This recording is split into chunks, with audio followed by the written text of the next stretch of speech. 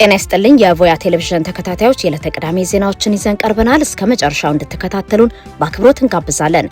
ዜናዎቻችን በቶሎ እንዲደርሷችሁ ከታች ያለውን የደውል ምልክት ይጫኑ። ለፈጣን መረጃ ቮያን ይምረጡ።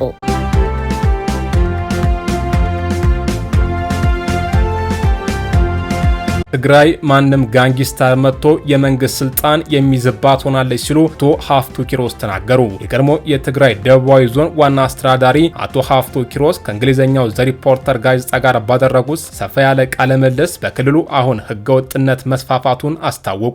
ከጋዜጣው አሁን በትግራይ ያለውን ሁኔታ ከጦርነቱ በኋላ የተፈጠረውን ፖለቲካዊ ድባብ እንዴት ይገልጹታል ተብለው የተጠየቁት አቶ ሀፍቱ ሲመልሱ በትግራይ ክልል አሁን ያለው ሁኔታ ምንም የተደበቀ ነገር እንደሌለው ግልጽ መሆኑን በመጥቀስ ጀምረዋል። ሲቀጥሉም በታሪክ ትግራይ በተለይም የአስተዳደር ስርዓቶችን በመተግበር በህግና በህገ መንግስታዊ ስርዓት የምትታወቅ ናት። እንዲሁም የተለያየ ሃይማኖት ያላቸው ሰዎች እርስ በርስ ተከባብረው የሚኖሩባት ክልል በመሆን ትታወቃለች። ህዝቡም ጠንካራ የክልልነት የህገ መንግስታዊ ባህልና የሲቪክ ስነ ምግባር ስሜት ነበረው። ይህ ታሪክ የነበረ ቢሆንም አሁን ግን በትግራይ የምናየው ህገወጥነት መንሰራፋቱ ነው ብለዋል። ጨምረውም አሁን ማንም ጋንጊስታር መጥቶ የመንግስት ስልጣን የሚይዝበት የዜጎችን ንብረት የሚወርስበትና መብታቸውን የሚጥስበት ቦታ ሆኗል። ዛሬ ላይ የህዝቦች መሰረታዊ መብት በግልጽ የሚጣስበት ቦታ ትግራይ ብቻ ነው በማለት ገልጸው በክልሉ ስለነገ በእርግጠኝነት ማሰብ እንደማይቻልም አስረድተዋል።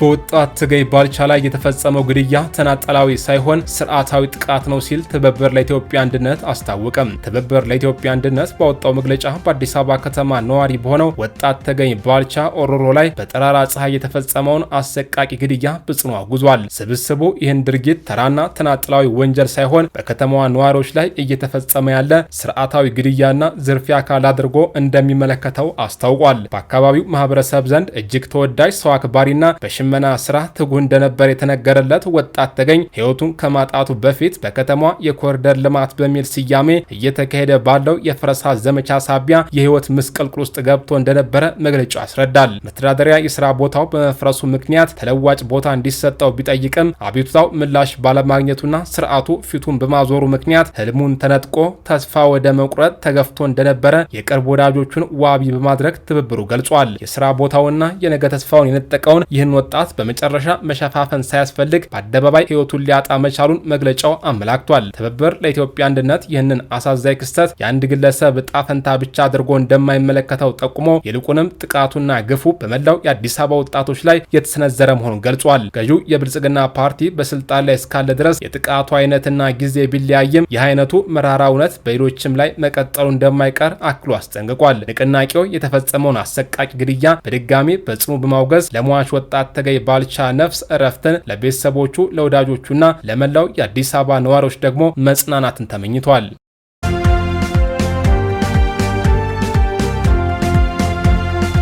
በካናዳ ህይወታቸው ላለፈው ኤርትራውያን ህጻናት የሻማ ማብራት ስነ ስርዓት ተከናወነ።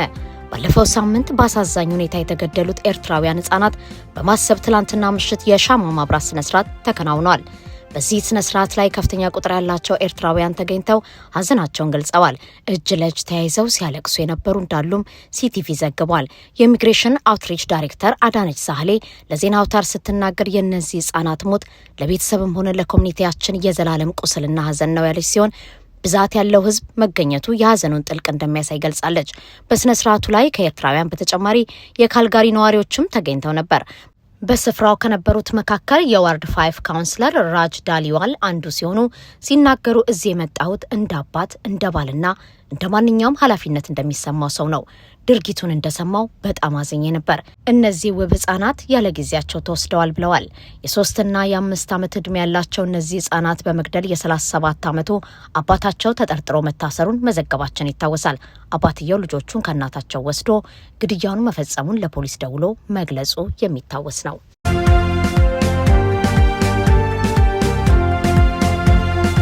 ዶክተር አመንቲ ቴዎፍሎስ የተዳፈነውን የማህበረሰባችንን ቀውስ አጋለጡ። በሚኒሶታ ትዊን ሲቲና አካባቢው በሚኖረው የኢትዮጵያና ኤርትራ ማህበረሰብ ውስጥ እያደገ የመጣውን የአእምሮ ጤና ችግር ለማቅለል ያለመ አዲስ ማህበረሰብ አቀፍ ንቅናቄ ዛሬ ይፋ ተደርጓል።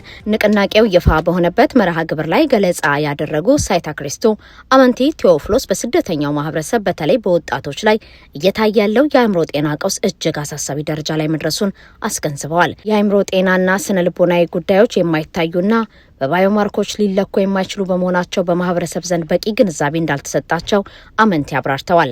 በአብዛኛው የኢትዮጵያና ሌሎች የአፍሪካ ማህበረሰብ ውስጥ ከስደት በፊት ያጋጠመው የስነ ልቦና ጉዳቶችና ስደት ከፈጠረው አዲስ ህይወት እውነታ ጋር የተያዙ ጫናዎች ተደማምረው በግለሰቦች በተለይም በሁለተኛው ትውልድ ወጣቶች ላይ ከፍተኛ ተጽዕኖ እያሳደሩ መሆኑን ገልጸዋል።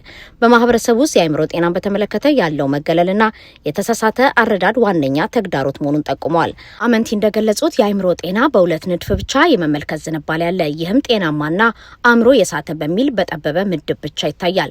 ይህ አመለካከት ጭንቀትን፣ ድብርትና ሌሎች የስነ ልቦና ችግሮች እንደ በሽታ ላለመቀበልና በቶሎ የባለሙያ እርዳታ ላለመፈለግ ምክንያት መሆኑን አስረድተዋል። በተጨማሪም የመደበኛነት ስፋት በማህበረሰብ ዘንድ ሰፊ መሆኑ ያነሱት ሳይታ ክሪስቶ አንድ ግለሰብ የአእምሮ ጤና ችግር ምልክቶች እያሳየም እንኳን ማህበረሰቡ ይህ የተለመደ ነው ብሎ የማለፍ ባህል እንዳለው አስገንዝበዋል። ስም የማጥፋት ወይም የቤተሰብን ክብር ለመጠበቅ ሲባል ብቻ ችግሮችን የመደበቅ ልምድም ተጠቂዎች ፈጥነው ሕክምና እንዳያገኙ ማነቆ እንደሆነ ገልጸዋል። የንቅናቄ ዋነኛ ትኩረት በወጣቶች ማለትም በሁለተኛው ትውልድ ላይ ያተኮረ ነው። አመንቲ ባቀረቡት መረጃ መሰረት ከ18 እስከ 28 ዓመት የዕድሜ ክልል ውስጥ የሚገኙ 40 የአፍሪካ በተለይም የኢትዮጵያና ኤርትራ ወጣቶች ባለፉት 4 ዓመታት ውስጥ ብቻ ራሳቸውን አጥፍተዋል። ይህ ቁጥር በማህበረሰብ ውስጥ ምን ያህል የተዳፈነና ፈጣን ምላሽ የሚሻ የአእምሮ ጤና ቀውስ እንዳለ የሚያሳይ ቁልፍ ማሳያ መሆኑን አስምረውበታል። እዚህም እንደ ዋነኛ መፍትሄ ያስቀመጡት ማህበረሰቡ ስለ አእምሮ ጤና ያለው ግንዛቤ ማሳደግና መገለልን መቀነስ ነው። በተለይም የሃይማኖት ተቋማት፣ አብያተ ክርስቲያናትና መስጊዶች እንዲሁም የማህበረሰብ አደረጃጀቶች ግለሰቦች የባለሙያ እርዳታ እንዲያገኙ በማበረታታት በኩል ቁልፍ ሚና ሊጫወቱ እንደሚገባ ጥሪ ቀርቧል። እንዲሁም ማህበረሰቡ ከዚህ ቀደም ይገለገልባቸው የነበሩ መከላከያ ባህሎች በስደት ዓለም ወደ አደጋ አጋላጭነት ሊቀየሩ እንደሚችሉ በመረዳት አዳዲስና ለነባራዊ ሁኔታ የሚመጥኑ የማህበራዊ ድጋፍ ስርዓቶችን መገንባት እንደሚያስፈልግ በገለጻው ላይ ተመላክቷል።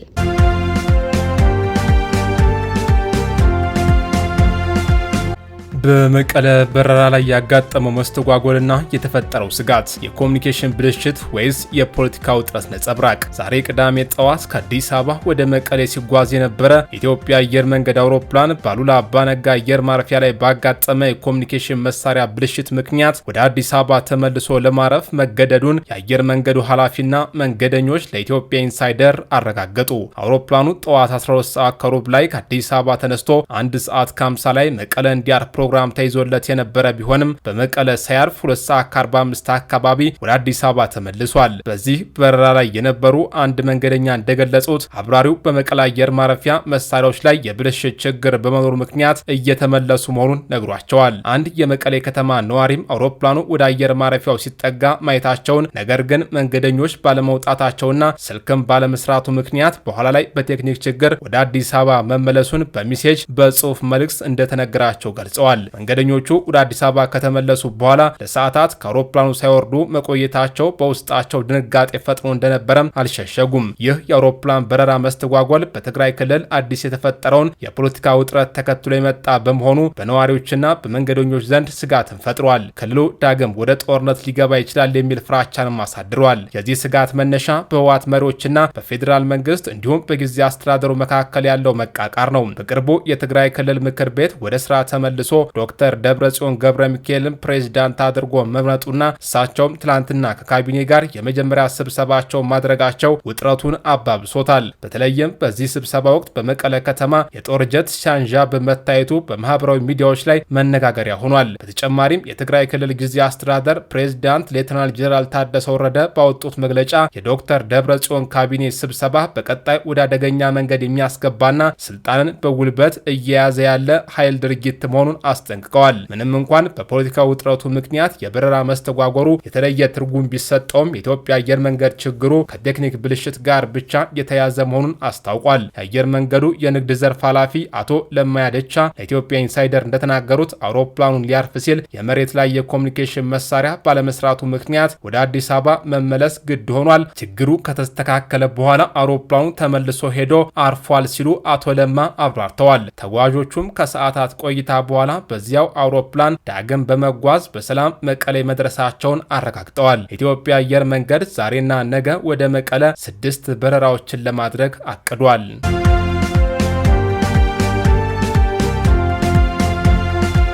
የኢንሹራንስ ዘርፉን ከብሔራዊ ባንክ ቁጥጥር ነፃ የሚያወጣውና ለውጭ ባለሀብቶች ክፍት የሚያደርገው አዲስ ረቂቅ አዋጅ ውዝግብ አስነሳ።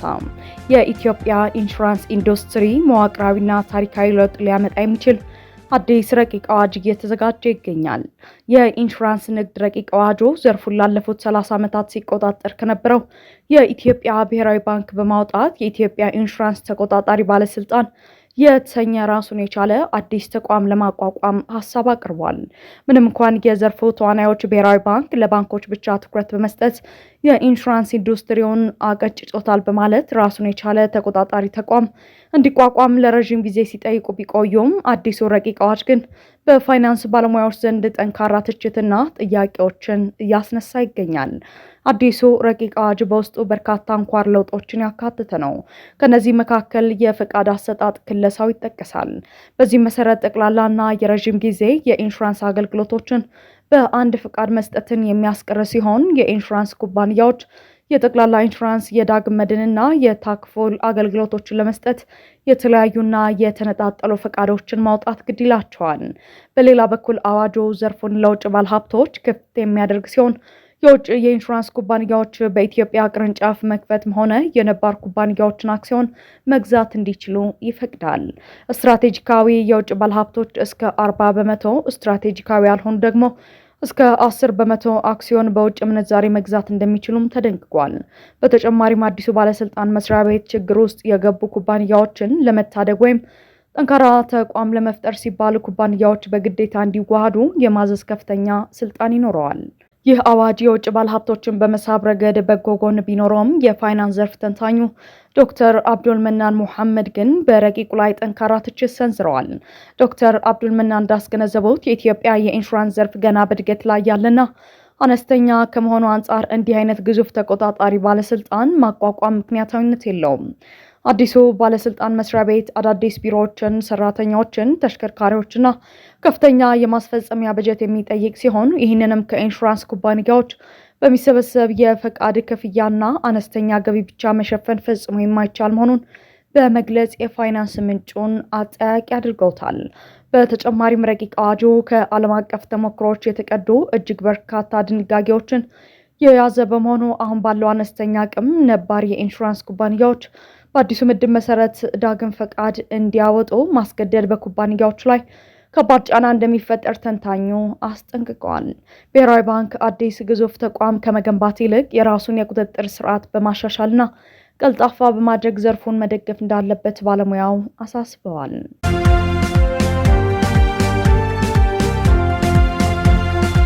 ፕሬዝዳንት ፑቲን በኔቶ ከሚደገፍ ወራሪ ኃይል ጋር እየተዋጋን ነው አሉ። የሩሲያው ፕሬዝዳንት ቭላዲሚር ፑቲን ሀገራቸው በሁለተኛው የዓለም ጦርነት በናዚ ላይ ድል የተቀናጀችበትን 81ኛ ዓመት ምክንያት በማድረግ ንግግር አድርገዋል። ፕሬዝዳንቱ በሞስኮ ቀይ አደባባይ ላይ ቆመው ባሰሙት በዚህ ንግግር ከትውልድ ወደ ትውልድ የተሸጋገረው የድል መንፈስ አሁን እያካሄድ ያለነውን ልዩ ወታደራዊ ዘመቻ ለማሳካት ወታደሮች ትልቅ ብርታትን የሰጠ ሆኗል ብለዋል። ጨምሮም አሁን ያጋጠመንና እየተዋጋን ያለነው በኔቶ የሚደገፍ ወራሪ ኃይል ነው። የኛ ምክንያት ፍትሐዊ ነው ብዬ አምናለሁ ያሉት ፑቲን ይህንን ንግግር ያደረጉት በቀይ አደባባይ የተወሰኑ ወታደሮች የሩሲያን ባንዲራ ይዘው በሰልፉ ካለፉ በኋላ ነው። ይሁንና ለሁለት አስርተ ዓመታት ያህል በዚህ አደባባይ ሲቀርብ የነበረው የጦር መሳሪያ ትርኢት ዛሬ ተዘሏል። ይህንን የድል በዓል በማስመልከት በሩሲያና በዩክሬን መካከል ሊደረግ የታቀደው የተኩስ አቁም ስምምነት የከሸፈ ቢሆንም ፕሬዝዳንት ትራምፕ ጣልቃ ገብተው ሌላ የ3 ቀናት የተኩስ አቁም እንዲደረግ ማስቻል መቻላቸው ይታወቃል። የአሜሪካው ፕሬዝዳንት በዚህ የ3 ቀናት ተኩስ አቁም ከሁለቱም በኩል 1000 ምርኮኛ ወታደሮች ልውውጥ እንደሚደረግም አስታውቀዋል። የዩክሬኑ ፕሬዝዳንት ዘለንስኪ ትላንት ምሽት ላይ ባወጡት መግለጫ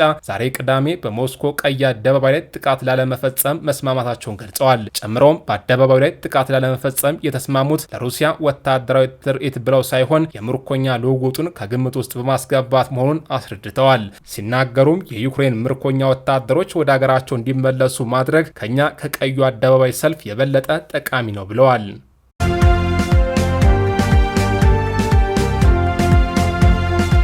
የአረብ ሊግ ነገ እሁድ አስቸኳይ ስብሰባ መጥራቱ ተሰማ። የስብሰባ በተወካዮች ደረጃ የሚከናወን ሲሆን ዋነኛ አጀንዳውም የሱዳን ጉዳይ መሆኑ ተገልጿል።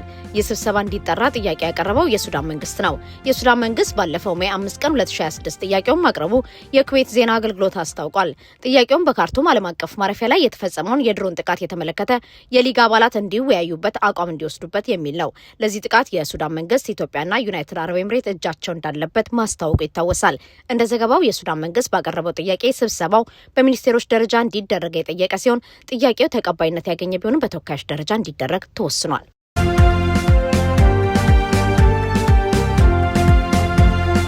የካሙዙ ካሳ የባንክ አካውንቶች ታገዱ። የ20 ቀናት ጊዜ ገደብ ተሰጥቶታል። የሙዚቃ አቀናባሪ ሆነው ካሙዙ ካሳ ጉዳይ አሁንም መነጋገሪያነቱ ቀጥሏል። በዘንድሮ ምርጫ ብልጽግና ፓርቲን ወክሎ የሚወዳደረው ካሙዙ ላይ ከ30 በላይ የሚሆኑ አርቲስቶች ክስ ማቅረባቸውን ሪፖርተር እንግሊዝኛ ጋዜጣ ዘግቧል። ይህንን መሰል በአርቲስቱ ላይ የተመሰረቱና የሚመሰረቱ ክሶችን ከዚህ ቀደም ዘሀበሻ በተደጋጋሚ ዘገባ የሰራ ቢሆንም የዘሪፖርተር ጋዜጣን የዛሬ ዘገባ ባጭሩ እናቀርብላችኋለን። ጋዜጣው እንደገለጸው ውዝግቡ መነሻ የሆነው የብሪክስ ባህላዊ ቡድን ተልዕኮ ነው። የዝግጅት ቻይናና ሩሲያን ጨምሮ በብሪክስ ሀገራትና በሀገር ውስጥም ጭምር ባህላዊ ሙዚቃዎች የታዩበት ሲሆን ዝግጅቱን የሚመራው ባህልና ስፖርት ሚኒስቴር ከካሙዙ ጋር በመተባበር ነበር። ሚኒስቴር መስሪያ ቤቱ ለዚህ ዝግጅት በመቶ የሚቆጠሩ ብሮችን በጀት መያዙን የገለጸ ከመሆኑ በላይ ከ60 ሀገራት በላይ በተሳተፉበት የባህል ትርኢት ላይ ኢትዮጵያ መሳተፏን እንደ ድል አድርጎ ገልጾትም ነበር። እንደ ዘገባው ለፕሮግራሙ ከ30 በላይ አርቲስቶች በሚኒስቴሩ ለስራው በተቀጠረው የካሙዙ ካሳ ሻኩራ ፕሮዳክሽን አማካኝነት ተመዝግበውና ውል ገብተው ትርኢቱን ለማሳየት ችለዋል። እነዚህ አርቲስቶች ለእያንዳንዳቸው ለአራት መድረክ 271500 ብር እንደሚከፈላቸው ውል ተፈራርመው የነበረ ቢሆንም ገንዘቡ ግን እስካሁን እንዳልተሰጣቸው ገልጸዋል። በመሆኑም ወደ ሚኒስቴር መስሪያ ቤቱ በመሄድ አቤቱታቸውን ያቀረቡ ሲሆን የተሰጣቸው መልስ ግን ለፕሮግራሙ የተመደበው በጀት በሙሉ ለካሙዙ ከፍለናል የሚል ነው። ሚኒስቴር መስሪያ ቤቱ በዚህ ብቻ ሳይወሰን ከዛሬ 3 ወራት በፊት ካሙዙ የአርቲስቶቹን ገንዘብ እንዲከፍል ማሳሰቢያ እንደሰጠውም ዘገባው አስረድቷል። ይሁንና ጉዳዩ በዚህ ሊፈታ ባለመቻሉ ወደ 37 የሚሆኑት እነዚህ አርቲስቶች ወደ ፍርድ ቤት መሄዳቸውን የገለጸው ዘገባው አሁን ላይ ወደ 31 ሚሊዮን ብር የሚደርስ ክስ መመስረታቸውን አስታውቀዋል። ይህ የገንዘብ መጠን በዓለም አቀፍና በሀገር ውስጥ ላቀረቡ ዝግጅት የሚሰጣቸውን ክፍያ፣ የደረሰባቸውን ጉዳት፣ ለ4 ወራት በልምምድ ወቅት ሊሰጣቸው ይገባ የነበረን አበል እንደሚያካትትም ገልጿል። አርቲስቶቹ ባቀረቡ ክስ ላይ እኛ ይህ ክፍያ እንዲሰጠን ለ1 ዓመት ከ2 ወር ስንጠብቅ ቆይተናል። ለሀገራችን በገባነው ቃል ኪዳን መሰረት ግዴታችንን ተወጥተናል። በዚህ ፕሮጀክት ውስጥ ያለነው አርቲስቶች ስራውን ስንሰራ የቆየኑ ሌሎች ስራዎቻችንን ወደ ጎን አድርገን ነበር ያሉ ሲሆን በእነዚህ ጊዜያት በተደጋጋሚ ካሙዙ ገንዘባቸው እንዲሰጣቸው ቢጠይቁም የተለያየ ሰበብ በመፍጠር ሳይሰጣቸው መቅረቱን አስረድተዋል። ይህ የክስ መዝገብ የቀረበለት የፌዴራል ከፍተኛ ፍርድ ቤትም የካሙዙና የሻኩራ ፕሮዳክሽን የባንክ አካውንት ለ20 ቀናት ታግዶ እንዲቆይ ውሳኔ መስጠቱን ዘገባው አስታውቋል። ስለ ጉዳዩ ከጋዜጣው የተጠየቀው ካሙዙ በሰጠው መግለጫ በውላችን መሰረት ክፍያቸውን ፈጽመናል፣ የተወሰነ መጠነኛ ክፍያ ግን አሁንም ይቀርብናል ብሏል። ጨምሮም ከባህልና ስፖርት ሚኒስቴር ጋር በመተባበር የሰራው ፕሮጀክት መሆኑን ገልጾ በውሉ ስምምነት መሰረት ለአርቲስቶቹ ክፍያው እንደሚፈጽም ቃል ገብቷል። አርቲስቶቹ የተሰጣቸው የ20 ቀናት ጊዜ ገደብ ሲያበቃ ጉዳዩን አግባብ ባለው የህግና የክስ ሂደት እንደሚያስኬዱት ለጋዜጣው አስረድቷል። ይህ በእንዲህ እንዳለ ካሙዙ የእስር ማዘዣ ወጥቶበት በፖሊስ እየተፈለገ መሆኑን ከዚህ ቀደም መዘገባችን ይታወሳል።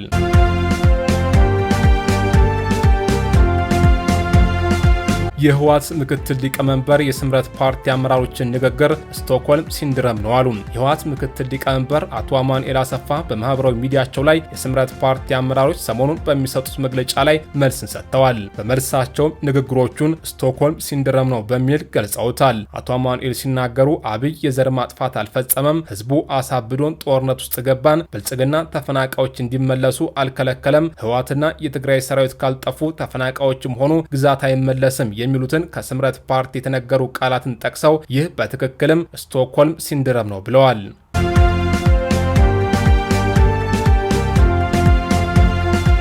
የዩናይትድ ኪንግደም መከላከያ ሚኒስቴር ዛሬ ባወጣው መግለጫ የሆርሙዝ ሰርጥ ለመጠበቅ ግዙፍ መርከቡ ወደዚያው ማንቀሳቀሱን ገለጸ። ሚኒስቴሩ ለኤኤፍቢ በሰጠው መግለጫ የሆርሙዝ ሰርጥ በዓለም አቀፍ ጥበቃ ቁጥጥር ስር የሚውል ከሆነ በሚል ይህን ኤችኤምኤስ ድራጎን የተሰኘውን ዲስትሮየር የጦር መርከብ ወደዚያ ለመላክ መወሰኑን አስረድቷል። መርከቡን ያንቀሳቀሰው ለቅድመ ዝግጅት መሆኑንም አስታውቋል። ይህ ግዙፍ መርከብ በሳይፕረስ ውስጥ ቆሞ የነበር ሲሆን አሁን በምስራቃዊ ሜዲትራኒያን ባህር በኩል አድርጎ ወደ መካከለኛው ምስራቅ እየተጓዘ እንደሚገኝ ዘገባው ገልጿል። ባለፈው ወር ፈረንሳይና እንግሊዝ የሆርሙዝ ሰርጥ በዓለም አቀፍ ወታደራዊ ኃይል ቁጥጥር ስር እንዲውል ሀሳብ ማቅረባቸው ይታወሳል። ለዚህ ቅድመ 44 ሀገራት የተለያየ የጦር ኃይላቸውን በአካባቢው ለማሰማራት ፈቃደኝነታቸውን የገለጹ ሲሆን ፈረንሳይ ከቀናት በፊት ቻርልስ ዳጎል የተሰኘው ግዙፍ መርከቧን አካባቢው ማስጠጋቷ ይታወሳል። ይህ እቅድ ግን የጦርነት ዋነኛ ተሳታፊ በሆኑት ኢራንና አሜሪካ እስካሁን ተቀባይነት አላገኘም።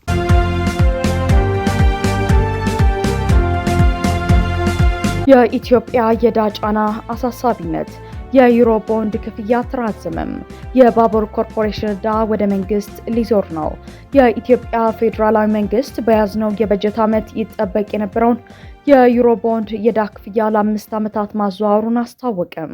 በተጨማሪም የኢትዮጵያ ባቡር ኮርፖሬሽን ዕዳውን መክፈል ባለመቻሉ የኮርፖሬሽኑ ዕዳ ወደ ገንዘብ ሚኒስቴር ወይም የፌዴራል መንግስት ሊተላለፍ እንደሚችል ተገልጿል። ይህ የተገለጸው የገንዘብ ሚኒስትሩ አቶ አህመድ ሽዴ የ2025/26 እንደ አውሮፓውያን አቆጣጠር የበጀት ዓመት የ9 ወራት አፈጻጸም ሪፖርትን ለህዝብ ተወካዮች ምክር ቤት የፕላን በጀትና ፋይናንስ ጉዳዮች ቋሚ ኮሚቴ ባቀረቡበት ወቅት ነው። ሪፖርቱ እንደሚያሳየው የሀገሪቱ አጠቃላይ የውጭ ዕዳ ክምችት 33.5 ቢሊዮን ዶላር ላይ ይገኛል። ከዚህ ውስጥ 22.1 ቢሊዮን ዶላሩ በቀጥታ በፌዴራል መንግስቱ የተወሰደ ሲሆን ቀሪው 11.4 ቢሊዮን ዶላር ደግሞ በመንግስት የልማት ድርጅቶች የተያዘ ነው። ከውጭ ዕዳው በተጨማሪ የሀገሪቱ የውስጥ ዕዳ መጠን ከ2 ዓመት በፊት ከነበረበት 2.1 ትሪሊዮን ብር ወደ 2.9 ትሪሊዮን ብር ከፍ ማለቱ ሌላው አሳሳቢ ጉዳይ ሆኗል። ለዚህ የውስጥ ዕዳ መጨመር በዋናነት በምክንያትነት የተጠቀሰው መንግስት የበጀት ጉድለቱን ለመሸፈን በተለይም የውጭ እርዳታ በታሰበው ጊዜ ባለመድረሱ ምክንያት በግምጃ ቤት ሰነድና በቦንድ ሽያጭ ከፍተኛ የገንዘብ ብድር ከሀገር ውስጥ ገበያ መሰብሰቡ ነው። በዚህ መንግስት 208 ቢሊዮን ብር ለመሰብሰብ አቅዶ በተግባር ግን 234.4 ቢሊዮን ብር ተበድሯል። የኢትዮጵያ ባቡር ኮርፖሬሽን የወሰደውን ብድር መክፈል የሚያስችል በቂ ገቢ ማመንጨት ባለመቻሉ ምክንያት ዕዳው ወደ ገንዘብ ሚኒስቴር ሊዞር እንደሚችል ባለስልጣናቱ አምነዋል።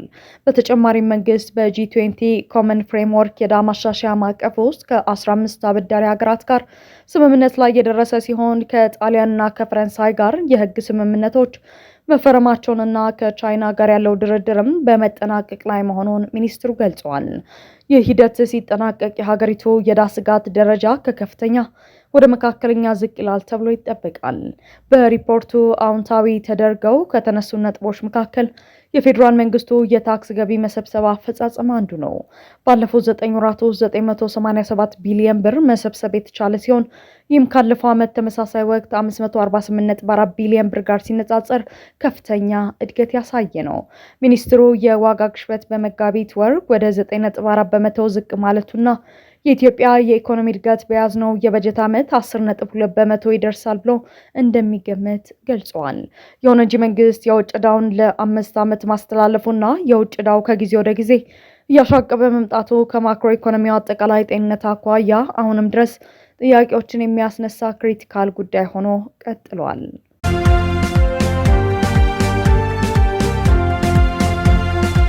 የእስራኤልና ሄዝቦላ ግጭት ዳግም አገርሽቷል።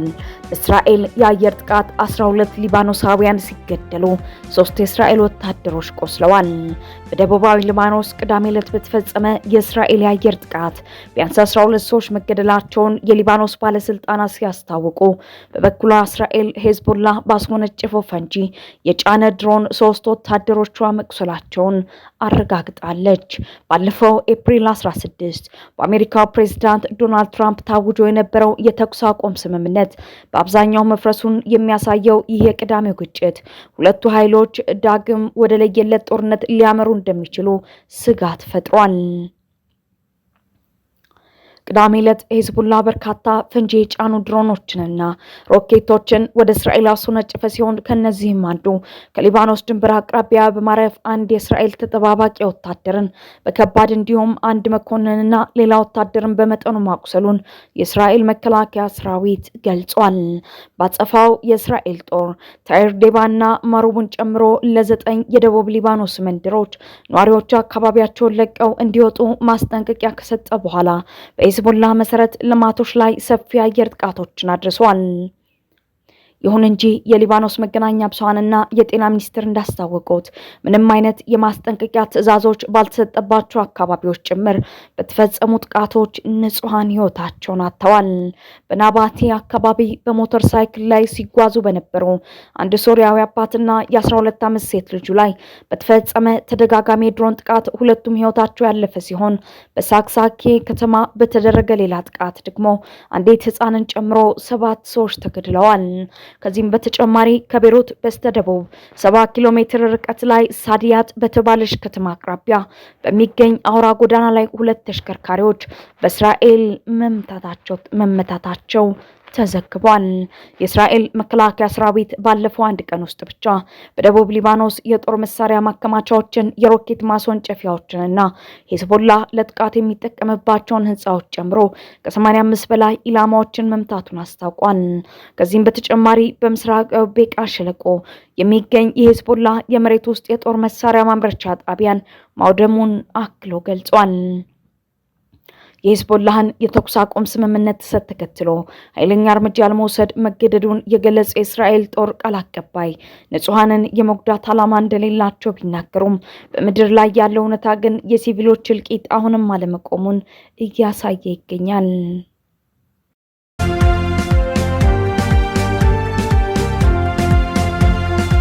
በዴንቨር አውሮፕላን ማረፊያ ማኮኮቢያ ላይ በደረሰ የመኪና አደጋ የአንድ እግረኛ ህይወት አለፈ።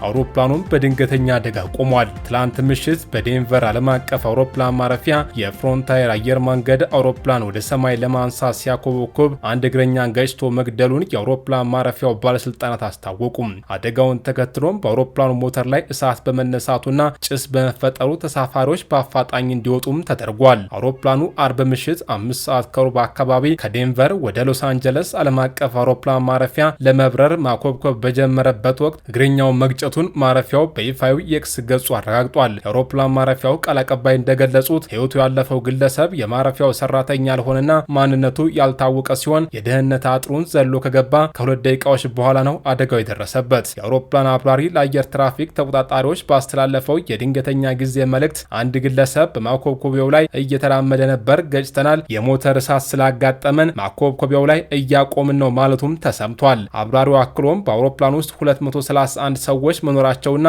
ጭስ እየገባ በመሆኑ ተሳፋሪዎቹን እዛው ማኮብኮቢያው ላይ እንደሚያስወጡ አስታውቋል። ፍሮንታየር አየር መንገድ በበኩሉ ባወጣው መግለጫ አደጋው የደረሰበት ኤርባስ ኤ321 አውሮፕላን 224 ተሳፋሪዎችና 7 የበረራ ሰራተኞችን አሳፍሮ እንደነበረ ገልጿል። የተፈጠረው ጭስ ከግጭቱ ጋር ቀጥተኛ ግንኙነት ይኑረው አይኑረው እስካሁን በግልጽ የታወቀ ነገር ባይኖርም አብራሪዎቹ በረራውን በአፋጣኝ አቋርጠውታል። ተሳፋሪዎቹም በድንገተኛ አደጋ መውጫ ተንሸራተው ከወረዱ በኋላ በአደጋ ጊዜ አውቶቡሶች ወደ ተርሚናል የተወሰዱ ሲሆን በዚህም የ12 ተሳፋሪዎች ላይ ቀላል ጉዳት ሲደርስ 5ቱ ለተጨማሪ ሕክምና በአቅራቢያው ወደሚገኝ ሆስፒታሎች መላካቸውን ቃል አቀባዩ አክለው ገልጸዋል። በአሁኑ ወቅት አየር መንገዱ ከደህንነት ተቆጣጣሪ ባለስልጣናት ጋር በመተባበር በአደጋው ዙሪያ ሰፊ ምርመራን እያካሄደ ይገኛል።